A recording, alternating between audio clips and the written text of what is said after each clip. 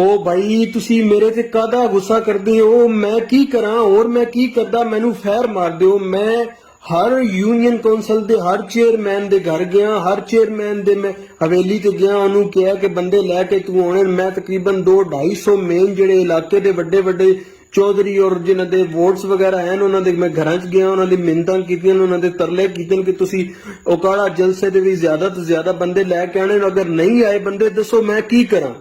हूँ मरियम साहिबा भी मेरा फोन ब्लॉक कर दिता है, हमजा शबाज साहब वखरे हो मेरे ते गुस्सा न। दसो मैं की करा, तुसी सारे ग्रुप वाले वखरे मेरे ते गुस्सा होए हो। दसो मेरा कारा कसूर है। मैं हर बंदे दे जाके पैर फड़े, हर बंदे दी जाके मिन्नतां कीतियां, अगर कोई बंदा नहीं आया ये मेरा कादा कसूर है। पार्टी का तुसी रड़ा तुसी कर दिता है, तुसी लोगां पार्टी का रड़ा कर दिता है। ये मरियम नवाज पार्टी का रड़ा कर दिता है। दसो असीं हुण किते जाइए। हर बंदे दे जाके मैं पैर फड़े न, कोई बंदा आने नहीं तैयार, नहीं लोग आए। गड्डियां भेजियां, खर्चे कीते न, गड्डियां लोगां जिन्हां दी अपनी गड्डियां सी उन्होंने तेल पवा के दिता है, लोग नहीं आए। दसो मैं किते जावां। सारे मेरे ते ग्रुप वाले क्या कादा तुसी गुस्सा करदे हो।